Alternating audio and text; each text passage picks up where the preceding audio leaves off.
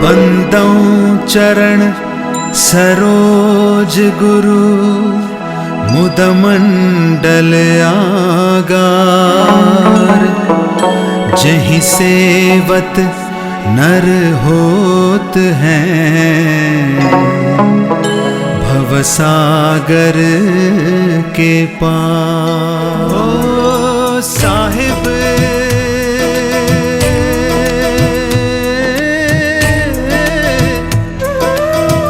जग में महान है मेरा साहिब, जग में महान है।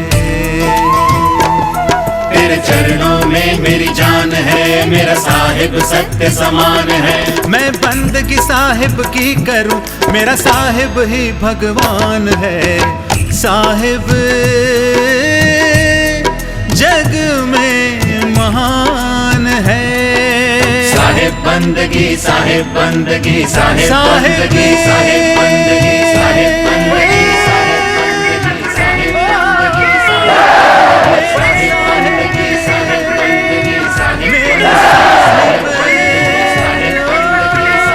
बंदगी साहिब मेरा साहिब। हमारे इस स्थूल शरीर की क्षमताएं कम नहीं हैं। आदमी ने स्थूल शरीर द्वारा संसार के बड़े रहस्यमय काम किए। ये शरीर भी अपने आप में एक बहुत बड़ा रहस्य है। इस शरीर में कम कौतुक नहीं भरे पड़े हैं, कम ताकतें नहीं भरी पड़ी हैं। इस काया में बड़े रहस्य भरे पड़े हैं। तभी साहिब वाणी में कह रहे हैं, ये काया है समृत केरी, काया की गत काव नहरी। शिव गोरख सो पचपच हारे, इस काया का भेद न पाए। कबीर काया अथाह है, कोई विरला जाने भेद। निसंदेह ये काया अनंत है, इस काया का भेद संसार में कोई कोई जान पा रहा है। पर आगे कह रहे हैं, शिव गोरख सो पचपच हारे। इतने विशेषज्ञ मर्मज्ञ थे योग के। चार युग के लिए ब्रह्मांड में समाधि लेकर शिव जी अंतर्ध्यान रहते थे। सिर्फ 10-15 मिनट के लिए पुनर् वो जागृत अवस्था में आते थे। साहिब कह रहे ऐसे से दीर्घ महान योगेश्वर भी इस काया का रहस्य नहीं जान पाए। इस काया के अंदर 6 ही शरीर का स्थान है, 6 ही बॉडी इस काया में है। अगर इस काया को सुर दुर्लभ कहा गया है तो इसके पीछे रहस्य है। सुर दुर्लभ मानव तन पाया, श्रुति पुराण सदग्रंथन गाया। साधन धाम मोक्ष कर द्वारा, जे न पाए पर लोक सवारा। ये सच में देवताओं को भी उपलब्ध नहीं होने वाला, दुर्लभ है, क्योंकि इसमें सिस्टम्स बहुत हैं। आप देखते हैं एक मोबाइल है जिसमें ज़्यादा सिस्टम्स नहीं है, सस्ता है, 1500 रुपये का भी है, 20,000 का भी है, और 50 हज़ार रुपये के भी मोबाइल से सिस्टम्स ज़्यादा है। आजकल तो इनमें ऑडियो वीडियो रिकॉर्डिंग कैमरा वगैरह ये तो कॉमन हो गया है। अभी तो आप उनमें टीवी के प्रोग्राम भी देख सकते हैं। जितने सिस्टम ज़्यादा है चीज़ उतनी कीमती हो जाती है। शरीर में सिस्टम्स बहुत ज़्यादा है। ये सिस्टम्स बाकी 84 लाख योनियों में किसी भी जीव के पास नहीं है, बड़े दुर्लभ। 6 शरीर इसमें है, देवत्वों में भी नहीं है। आदमी को परमात्मा ने बड़ी दिव्य शक्तियों से सजाया हुआ है। इंसान ने सोचा परमात्मा ने हमें दुनिया का मौज मजा लेने के लिए, दुनिया का निर्माण करने के लिए, संसार के पदार्थों को देखने के लिए ही ये तन दिया है। नहीं, इस तन का या तन का फल विषय न भाई, भजो नाम सब काज बिहाई। ये तन केवल इसके लिए नहीं मिला है, ये तन बड़ा दुर्लभ है। तो आदमी स्वप्न के शरीर में चला जाता है, एक अजीब दुनिया में पहुंचता है। उस रोम से 1000 गुना बारीक कोशिका के अंदर प्रवेश लेता है, प्रवेश लेकर के अंतर ब्रह्मांड की तरफ जाता है। वहां जाकर के वो नाना लोकांतरों को देखता है, आवश्यकता पड़ने पर युद्ध भी करता है, कई स्थानों पर वो जाता है, सभी चीज़ों को देखता है, परिचित लोग मिलते हैं, मेमोरी भी होती है, सभी चीज़ें होती हैं, वहाँ कंसिडर भी कर रहा है, सभी चीज़ें कर रहा है, याद भी कर रहा है कैसा शरीर था, ये अवस्था कैसी थी, ये क्या रहस्य है। पर आप हम सब स्वप्न के शरीर की प्राप्ति करते हैं और ब्रह्मांड की यात्राएं कर लेते हैं। एक ये शरीर हम सबको मिल जाता है, हम सब इसमें जाते हैं, पर निद्रावस्था में प्राप्त होने वाले शरीर के विषय में भी हम सबको अधिक जानकारी नहीं है। आदमी उसकी जानकारी बड़ी कम रखता है, उसकी क्षमताएं कैसी है, वो शरीर कैसा है, क्या क्या कार्य उससे किए जा रहे हैं, कैसे उस शरीर से फिर हम निकल करके वापस आते हैं। ये ठीक वैसा ही काम होता है जैसे अपोलो 11 चंद्रभूमि पर गया, उसके साथ एक और कक्षा लगी थी, वो सेपरेट हुई, उसी से यात्री चंद्रभूमि पर उतरे। अपोलो तो सर्किल ही कर रहा था, बाद में रीएडजस्टिंग भी हुई उनके साथ में। इस प्रकार आदमी इस स्थूल शरीर से निकलकर अति सूक्ष्म शरीर में प्रवेश लेता है और वहाँ वो कई लोकांतरों को भी अपने अंदर में देखता है। ये है सूक्ष्म शरीर। तीसरा है कारण शरीर। हम सब कारण शरीर में प्रवेश लेते हैं। ये कैसा कारण शरीर है? अत्यंत गहराई में एक अवस्था चेंज हो जाती है उस समय भी। कभी कभी आप देखते हैं कोई आदमी सोच में डूबा हुआ है, खोया हुआ है, आप उसको जाकर हिलाते हैं, कहाँ हो? उस आदमी को अपने इर्द गिर्द के वातावरण के विषय में कोई भी पता नहीं चल रहा है, क्या हो रहा है उसको कोई जानकारी नहीं है, वो खो चुका है। वो है कारण शरीर, इतनी दूर जा चुका है, बैठा हुआ है जरूर, वर्तमान में जहां बैठा है उसकी कोई भी एक्टिविटी का उसको कोई पता नहीं है, शोर भी नहीं उसको सुनाई दे रहा है, डिस्टर्ब भी नहीं सुनाई दे रहा है। कभी कभी ऐसी गहरी चिंतन में आदमी होता है, हम उससे जाकर कहते हैं कहाँ खोए हुए हो? हम सब कहते हैं भाई कहाँ हो, तो फिर होश में आ जाता है। ये था कारण शरीर। इसमें कंसंट्रेशन आपका जहां आपने चिंतन किया वहां पहुंच गया था। बड़े आश्चर्य की बात है, वो भी एक स्वप्न की तरह होता है, पर जागृत स्वप्न है वो। कितनी अवस्थाएं इसी में भाई, जैसे दूध से खोआ बन जाता है, पनीर बन जाता है, दही बन जाती है, मक्खन बन जाता है, घी बन जाता है। एक दूध से इतने आइटम बनते हैं। इसी प्रकार इस जागृत अवस्था से कई अवस्थाएं सर्जित हो जाती हैं। देवत्व तो तुरिया में है, इस अवस्था के बाद वो इधर उधर नहीं हो सकते हैं, इसी अवस्था में रहना है। लेकिन मानव जागृत, स्वप्न, सुसुप्ति, तुरिया, तुरियातीत आदि अवस्थाओं में भी जा सकता है, उससे परे भी जा सकता है। ये कितने रहस्य हैं। एक रेडियो है, एक ही बैंड पकड़ रहा है, एक रेडियो है, कई बैंड है, पूरे वर्ल्ड को पकड़ रहा है, दोनों में अंतर तो है ना। इस तरह इस मानव तन के अंदर रहस्य है। इस कारण शरीर में बैठकर आदमी काफ़ी चीज़ें करता है। इस कारण शरीर में बैठकर कई योजनाएं भी बनती है। इस कारण शरीर में बैठकर के आदमी काफ़ी चिंतन करता है। कारण शरीर में बैठकर चलते चलते भी खो जाता है। कभी कभी इस कारण शरीर में हम गहराई में उतर जाते हैं, जैसे कभी कभी हम गहरी नींद में उतर जाते हैं। गहरी नींद का मतलब है कि निद्रा अवस्था में जाते जाते स्वप्न देखते देखते इतनी डीप में हम पहुँच जाते हैं। इस स्थूल शरीर का कोई भास नहीं रहता है, पर है इसमें। एक दिन मैं अरनास की तरफ से आ रहा था, उधमपुर जिले में पहाड़ पर रास्ते पर एक पुलिया थी, एक चरवाहा वहाँ सोया था। पुलिया की चौड़ाई हार्डली 1.25 फीट रही होगी, लंबी थी 8-10 फीट। किसी ने मुझे कहा, गुरुजी नीचे तो बड़ी खाई है, ये चरवाहा यहाँ निश्चिंत सो रहा है, गुजर गिर पड़ेगा। मैंने कहा नहीं गिरेगा, इसको पता है मैं पुलिया पर सोया हूं। कहा नींद में कैसे पता चलता है? मैं कहा ये सोते समय चिंतन में था, यानी जब हम नींद में भी होते तभी भी हमारा ये जागृत कॉन्शियस तभी भी होता है, सूक्ष्म होता है।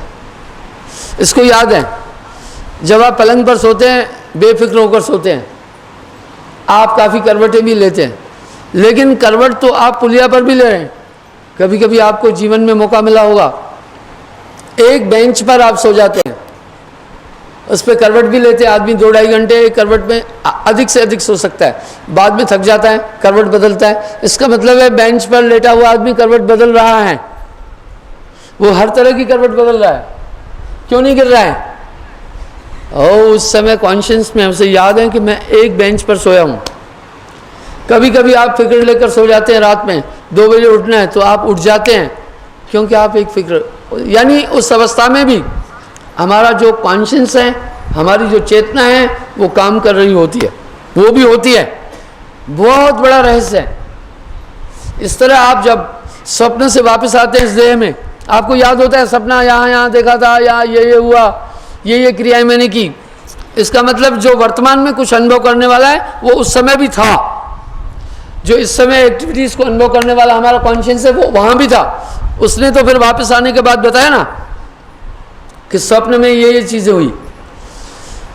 इस तरह जब हम कारण में जाते हैं तभी भी हमको ये कॉन्शियस भी साथ में होता है, पर इस कॉन्शियस पर एक और कॉन्शियस आ जाता है, उसमें हम कई खेल देखते हैं, चिंतन में चले जाते हैं, गहराई में डूब जाते हैं, ख्यालों में खो जाना इसको कह रहे हैं।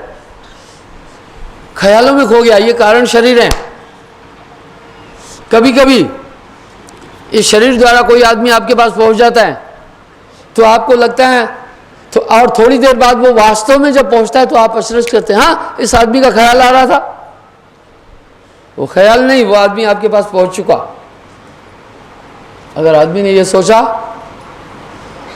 कि मैं कमल सिंह के घर जा रहा हूं, उसका ये चिंतन है, रास्ते में चलता जा रहा है, आप मानिएगा रास्ते में चलता जा रहा है, एक्चुअल वो कमल सिंह के घर में है। कमल सिंह को पता चल जाएगा आदमी आ रहा है, कैसे पता चला?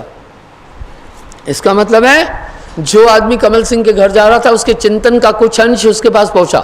आप हम सबके जीवन में ये क्रियाएं होती है। कभी कभी अचानक किसी आदमी का ख्याल घूमता है जो बड़ा दूर होता है, थोड़ी देर बाद हम पाते वो आंगन में आ गया, तो आप अचरज करते हैं, हाँ अभी तो मुझे आपका ध्यान आ रहा था। इसका मतलब है कोई चीज वहां पहुंची थी। ये गहन रहस्य है, विज्ञान इस पर शोध ही नहीं कर रहा, उनके पास इंस्ट्रूमेंट ही नहीं है, उनका सब्जेक्ट ही नहीं है, वो इस पर चल ही नहीं रहे, इसलिए उनको ब्लेम नहीं करेंगे। उनकी जानकारी एक सीमा तक है। तो इस शरीर के द्वारा भी, इसका मतलब है नरक में भी जब आदमी दुख भोगने जाता है, जो वर्तमान का कुछ कॉन्शियस है साथ होता है, उसको अनुभूति कराता है, इस दंड का तुझे, इस अपराध का ये दंड मिला है। कितना बड़ा रहस्य है, ये क्या रहस्य है।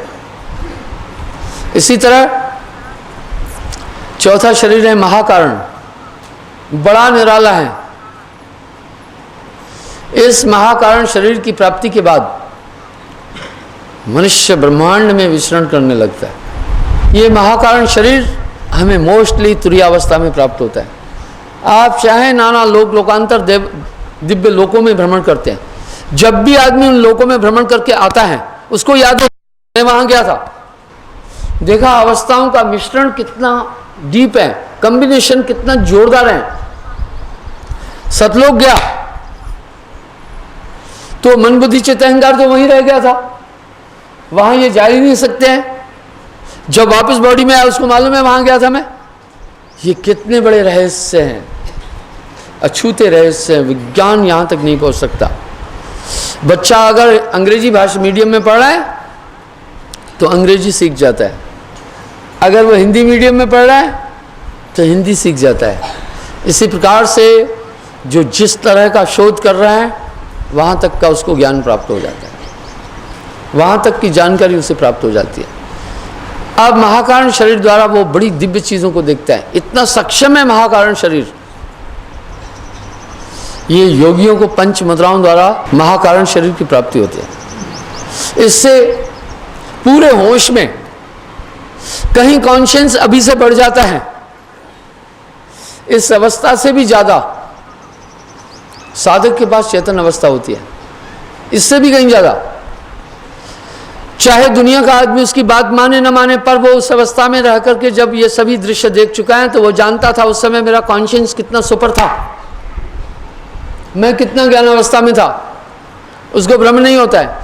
और लगातार जब उन अवस्थाओं का वो विचरण करता रहता है तो वो जान जाता है कि दुनिया के लोग इस सुपर कॉन्शियस के बारे में जानकारी नहीं रखते हैं, इस महाकारण शरीर के विषय में उनको कोई भी जानकारी नहीं है, इसलिए वो जानता है कि संसार के लोग इसके बारे में नहीं जानते, और वो जब भी चाहता है उस अवस्था को प्राप्त कर लेता है और वो भूसरी मुद्रा में जाकर बैठ जाता है।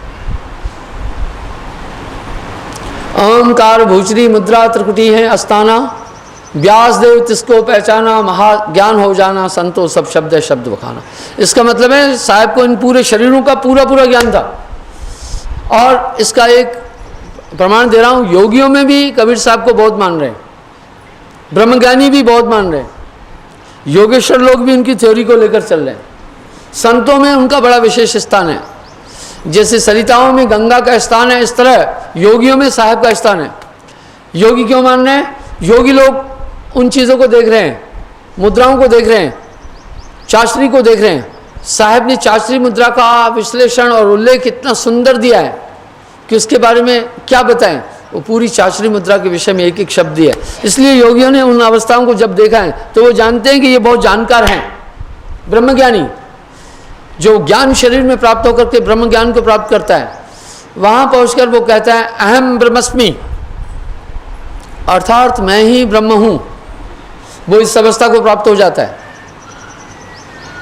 उस अवस्था का अजीब जलवा है, उसको यूं लगता है इस ब्रह्मांड को मैं पल भर में सृजित कर सकता हूँ, इतनी एक्टिव कॉन्शियस मिल जाता है। और उस अवस्था में भी वो पहुँच करके यूं कहता है वाह। इसका मतलब है हम जिन भी अवस्थाओं में जा रहे हैं, हमारा एक बेसिक जो चेतना का पॉइंट है वो डिस्टर्ब नहीं हो रहा है। उदाहरण के लिए दूध से चाहे दही बनाओ, लेकिन जो दूध का एक गुण है, दूध की जो नेचर है, दही बनने के बाद भी पूरी नहीं खत्म हुई।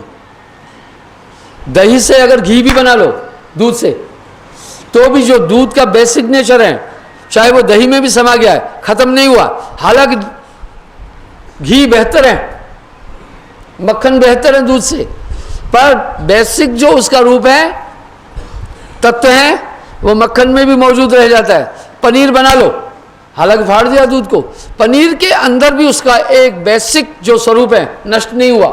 इस तरह आपका बेसिक स्वरूप चाहे किसी भी अवस्था में जाते हैं कभी नष्ट नहीं होता। चाहे चूहे में चले जाओ, चाहे बिल्ली में चले जाओ, चाहे चींटियों में चले जाओ, चाहे चार खानों में चले जाओ, इस तथ्य तक लोग चिंतन नहीं कर पा रहे हैं। वो बेसिक जो आपकी कॉन्शियस है वो हर अवस्था में रहती है। और इसका यही प्रमाण है, हर एक सुविधा भी चाह रहा है, हर एक सुरक्षा चाह रहा है, हर एक हमला करना जान रहा है, हर एक प्रेम करना जान रहा है, हर एक सेक्स को जान रहा है, सभी जीव।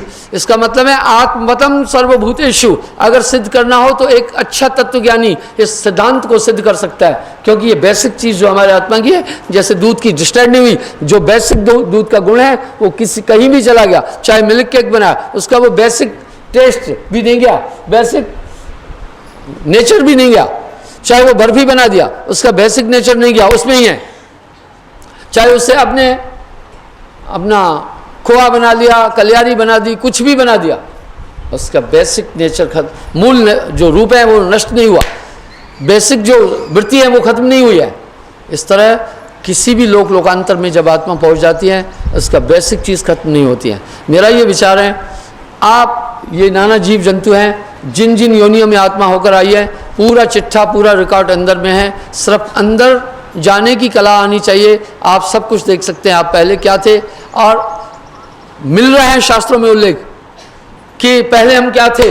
कुछ लोग ये जाने, कुछ लोग नहीं जान पाते, कुछ जाने, कुछ लोग स्वप्न में चले जाते हैं, स्वप्न की प्रक्रिया को कंप्लीट बताते हैं, कुछ लोग स्वप्न देखते हैं पर उनको बाद में जागने के बाद उतना डिटेल में बता नहीं पाते हैं। मेरे साहिब की क्या शान है, रोशन ये सकल जहान है। मेरे साहिब की क्या शान है, मेरे साहिब की क्या शान है, रोशन ये सकल जहान है। मेरे साहिब की क्या शान है। साहिब मेरा, मेरा साहिब मेरा, साहिब